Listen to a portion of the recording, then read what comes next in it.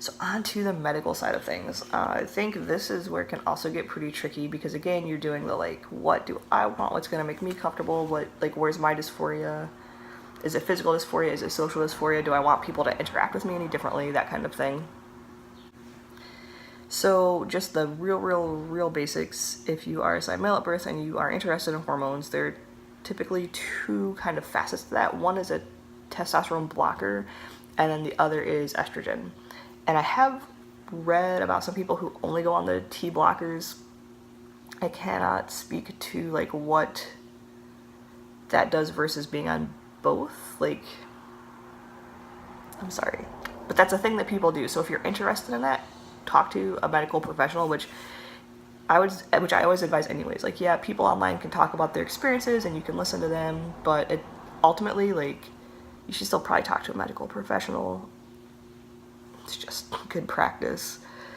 And if you're not convinced that medical professional is what they're doing, like, don't be afraid to seek out anyone if that's an option for you. I know sometimes that gets tricky. As far as things like facial hair go, there's laser and there's electrolysis. The trans women I know who are going through that are all doing laser right now, and one of them was looking for like possibly electrolysis. It seems really horribly annoying and painful, but they are all also very happy with it, and they talk pretty extensively about like how great it is, like the results from it. So if you're somebody who's very dysphoric about facial hair, that is an option. And I know even when I started T and I was like, I don't really necessarily want facial hair, my nurse practitioner was like, you could always just get laser. And I was like, I'd probably just shave it. Or maybe, like, I'm open to things, so maybe I'll like it, I don't know. And I got a little bit of the stash and I had to shave that like middle school boy stash thing off. Yes, oh gosh, sorry about the focus today. I say that in every video, just by now you should know that's what's gonna happen. So hormones, facial hair. If you're on hormones, your body hair in general, from what other people have told me, does get like, it's less coarse, like it gets a little bit softer. The face gets softer. You will lose like some muscle mass and strength. And I think a lot of people I've talked to in person who are trans feminine or trans women have been a little surprised by like the amount of strength they lose. And as someone who has a lot of dysphoria about their lack of strength, I'm like, this is my problem. Like, no, that's a thing. If that's important to you for any reason, whether it's like you're an athlete, personal reasons, I don't know. As far as your junk, I know a couple trans women who have been on hormones for, I want to say like in the 4-ish year range, who are very happy with what they have had their whole lives and they function fine. I know that people who are on it long term sometimes lose some function there, or it's different. And I don't want to talk very graphically about it just for triggering purposes for people, but that's something to be aware of and something that you would want to talk to your doctor about if you're concerned about performance of your junk. As far as surgeries go, also you eventually will grow some breast tissue. For some trans women, it's very, very minimal and they're happy with that, or they might also seek surgery on top of that, like a breast implant type of surgery. For other trans women or trans feminine people, it's actually pretty significant growth. All of them say it's painful, and I will say, as someone who like grew mine back in the day, I don't remember that specifically, but I think I was so disconnected from it, from the dysphoria, that I wouldn't have known. But no, if like they're sore and tender, that's what happens. So sorry. But they're also usually typically excited about that.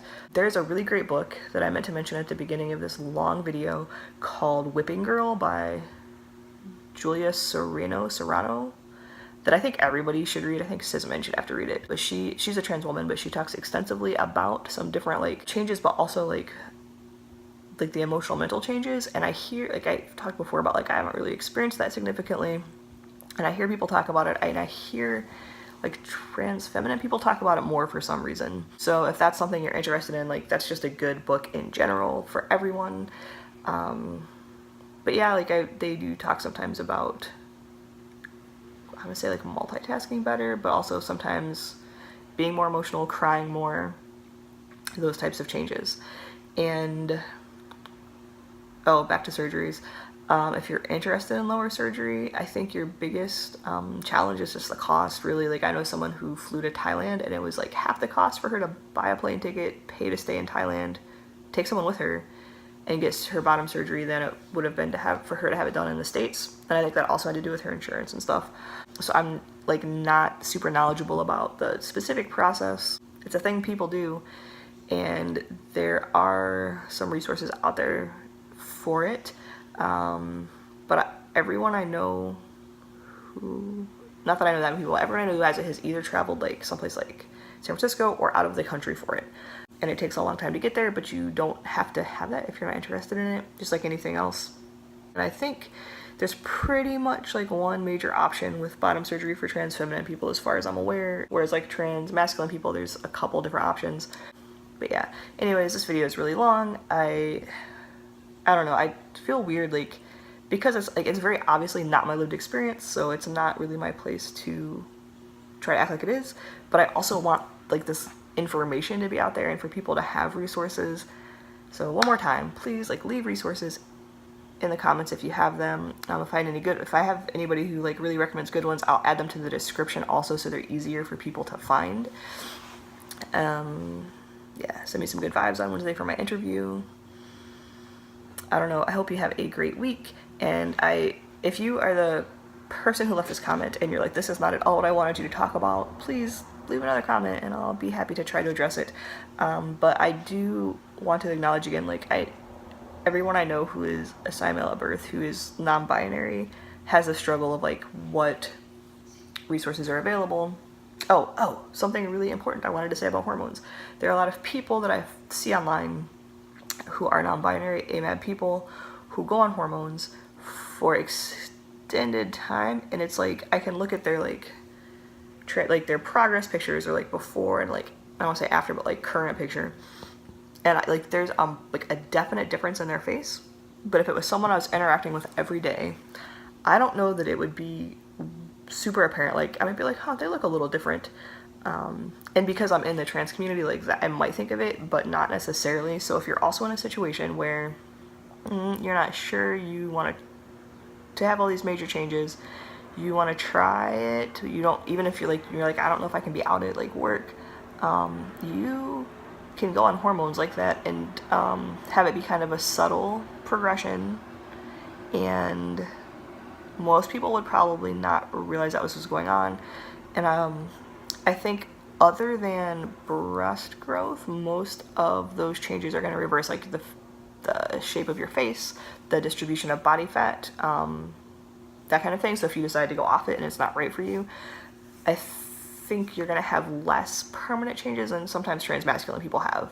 And if I'm misinformed, correct me, but like from my understanding of what changes happen and like things like that. So that's important to know, because I think that is a benefit if you are someone who's like, maybe I'm trans feminine. It doesn't have to be a big scary thing, but I mean, it can be for people, but this video is too long. So I hope that was helpful and informative and gave you some different perspective. Leave the comments down there, and have a great week, and I will talk to you next week. Bye.